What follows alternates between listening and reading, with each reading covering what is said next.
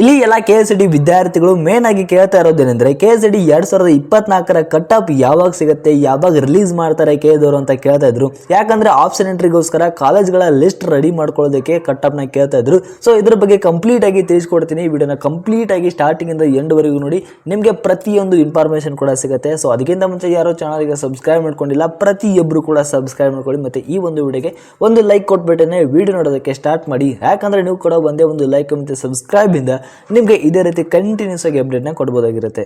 ಈಗ ಡೈರೆಕ್ಟ್ ಆಗಿ ವಿಡಿಯೋ ಬಗ್ಗೆ ಬರೋದಾದ್ರೆ, ಇಲ್ಲಿ ಕೌನ್ಸಿಲಿಂಗ್ 2024 ಇದರ ಆಪ್ಷನ್ ಎಂಟ್ರಿ ಮಾಡೋದಕ್ಕೆ ಕಾಲೇಜ್ ಲಿಸ್ಟ್ ಏನ್ ರೆಡಿ ಮಾಡಿರ್ತಾರ ಅದನ್ನ ನೀವು ರೆಡಿ ಮಾಡೋದಕ್ಕೆ ಹಿಂದಿನ ವರ್ಷದ ಕಟ್ ಆಫ್ ಯೂಸ್ ಮಾಡಬೇಕು. ಅಂದ್ರೆ KSET 2023 ಕಟ್ ಆಫ್ ಯೂಸ್ ಮಾಡಬೇಕಾಗತ್ತೆ. ಅದರ ಕಟ್ ಆಫ್ ಏನಿದೆ ಅದು KA ಅಫಿಷಿಯಲ್ ವೆಬ್ಸೈಟ್ ಅಲ್ಲಿ ಇದೆ.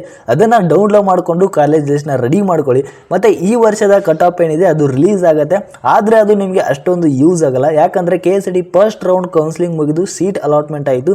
ಅದರ ನಂತರ KSET ಫಸ್ಟ್ ರೌಂಡ್ ನ ಕಟ್ ಆಫ್ ರಿಲೀಸ್ ಮಾಡಿದ್ದಾರೆ. ಇದೇ ರೀತಿ ಸೆಕೆಂಡ್ ರೌಂಡ್ ಮುಗಿದ ನಂತರ ಕಟ್ ಆಫ್ ರಿಲೀಸ್ ಮಾಡ್ತಾರೆ. ಅದೇ ರೀತಿ ಸೆಕೆಂಡ್ ಎಕ್ಸ್ಟೆಂಡೆಡ್ ರೌಂಡ್ ಮುಗಿದ ನಂತರ KSET second extended round cut off ನ ರಿಲೀಸ್ ಮಾಡ್ತಾರೆ. ಆದ್ರೆ ಇಲ್ಲಿ ಏನಾಗುತ್ತೆ ಅಂತ ಹೇಳಿದ್ರೆ ಆಪ್ಷನ್ ಎಂಟ್ರಿ ಮಾಡೋದಕ್ಕೆ ಎಡಿಟ್ ಆಪ್ಷನ್ ಇರೋದಿಲ್ಲ.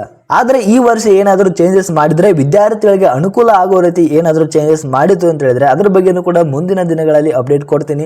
ಆದ್ರೆ ಈಗ ಹಿಂದಿನ ವರ್ಷದ ಕಟ್ ಆಫ್ ಯೂಸ್ ಮಾಡಿಕೊಂಡು ಆಪ್ಷನ್ ಎಂಟ್ರಿಗೆ ಕಾಲೇಜ್ ಲಿಸ್ಟ್ ನ ರೆಡಿ ಮಾಡ್ಕೊಳ್ಳಿ. ಮತ್ತೆ ಇದೇ ತರ ಲೇಟೆಸ್ಟ್ ಆಗಿ ಅಪ್ಡೇಟ್ ಬೇಕು ಅಂದ್ರೆ ಪ್ರತಿಯೊಬ್ಬರು ಕೂಡ ತಪ್ಪದೆ ಸಬ್ಸ್ಕ್ರೈಬ್ ಮಾಡ್ಕೊಳ್ಳಿ. Thank you.